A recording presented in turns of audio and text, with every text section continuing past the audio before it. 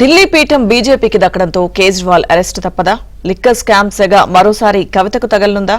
హస్తం ఎన్నికల్లో కాంగ్రెస్ వల్ల నష్టపోయిందెవరు? హస్తం పార్టీ సాధించిన ఓటు షేర్ ఎంత?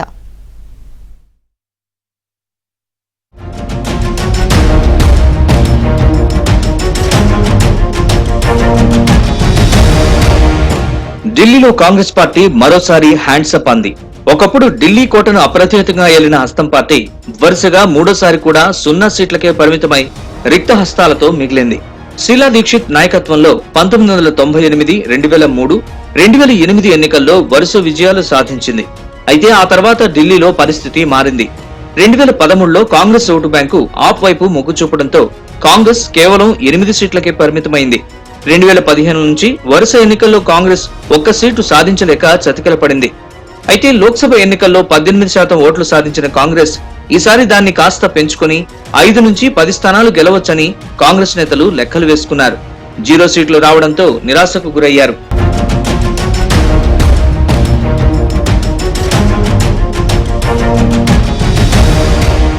ఇండియా కూటమిలో భాగస్వాములైన కాంగ్రెస్, ఆ పార్టీల మధ్య కొరవడిన సమన్వయం బీజేపీకి కలిసొచ్చింది. ఇన్నాళ్లు ఆప్తో కలిసి బీజేపీని తిట్టిన కాంగ్రెస్ ఢిల్లీ ఎన్నికలకొచ్చేసరికి ఆప్ ని కూడా తీవ్రంగా విమర్శించింది. ఢిల్లీని ప్రధాని మోదీ, ఆప్ అధినేత అరవింద్ కేజ్రీవాల్ మొత్తంగా నాశనం చేశారని ఎన్నికల ప్రచారంలో ఆరోపించింది కాంగ్రెస్.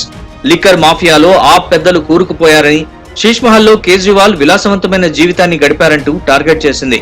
ఇక ఇతర రాష్ట్రాల్లో ఇచ్చిన విధంగానే గ్యారంటీ అమలును ఢిల్లీలోనూ ప్రకటించింది. కానీ ఢిల్లీ ప్రజలు మాత్రం కాంగ్రెస్ ని విశ్వసించలేకపోయారు.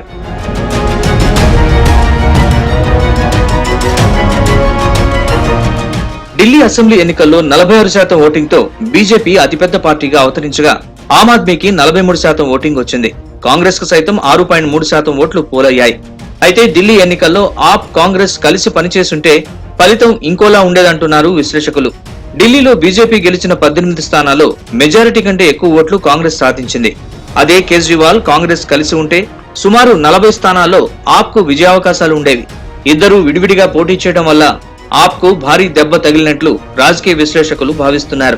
ఇదిలా ఉంటే ఇంకా కొట్టుకుంటూ ఉండండి అంటూ జమ్మూ కశ్మీర్ సీఎం ఒమర్ అబ్దుల్లా ఇండియా కూటమి నేతలపై అసహనం వ్యక్తం చేశారు.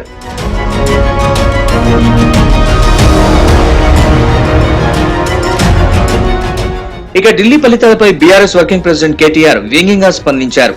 రాహుల్ గాంధీ ఢిల్లీలో మరోసారి బీజేపీని గెలిపించారంటూ ఎద్దేవా చేశారు. ఇక కేటీఆర్ కు కాంగ్రెస్ నేతలు ఎక్స్ వేదికగా కౌంటర్ ఇచ్చారు.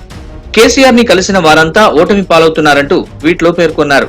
అరవింద్ కేజ్రీవాల్ బీఆర్ఎస్ చీఫ్ కేసీఆర్ ని కలవడం వల్ల ఓడిపోయారని, అలాగే వైఎస్ జగన్, నవీన్ పట్నాయక్, ఠాక్రే కేసీఆర్ కు షేక్ హ్యాండ్ ఇచ్చారని, వారంతా ఓడిపోయారంటూ సెటైర్లు వేస్తున్నారు.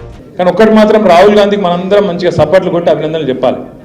రాహుల్ గాంధీ అంటూ ఏం చేస్తున్నట్టే దేశంలో ఏడాడ నిలబడుతుందో కాంగ్రెస్ పార్టీ అలాగే ఎక్కడెక్కడైతే నిలబడుతుందో వేరుగా అక్కడ బీజేపీని మాత్రం గెలిపించి వస్తున్నాడు. పక్క అక్కడ అందరూ నొడగొట్టి బీజేపీని గెలిపించి వస్తాడు. ఇవాళ ఈ దేశంలో నిజంగా చెప్పాలంటే నరేంద్ర మోడీకి, బీజేపీకి అతిపెద్ద కార్యకర్త ఎవడని ఉన్నాడా అంటే రాహుల్ గాంధీ, రేవంత్ రెడ్డి. బడే బాయ్ చోటే బాయ్. రాహుల్ వల్లే బీజేపీ గెలిచిందన్న కేటీఆర్ వ్యాఖ్యల నేపథ్యంలో ఆప్ లేకుండా చేయడానికి బీజేపీకి కాంగ్రెస్ సహకరించిందా అనే అనుమానాల్ని పలువురు రాజకీయ నేతలు వ్యక్తం చేస్తున్నారు. ఇదే నిజమైతే తెలంగాణలో బీఆర్ఎస్ అడ్రస్ గల్లంతయ్యే ప్రమాదం ఉందని అంచనా వేస్తున్నారు.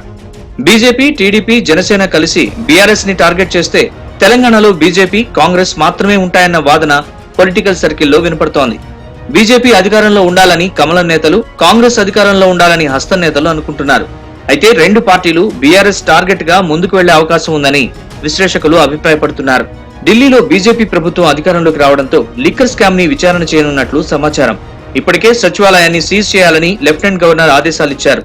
ఈ నేపథ్యంలో కవితకు మరోసారి లిక్కర్ స్కామ్ సెగ తగలనున్నట్లు రాజకీయ వర్గాలు భావిస్తున్నాయి. అయితే కేజ్రీవాల్ ని అరెస్ట్ చేస్తే మరోసారి కవితను అరెస్ట్ చేస్తారని పొలిటికల్ సర్కిల్లో పెద్ద ఎత్తున చర్చ నడుస్తోంది.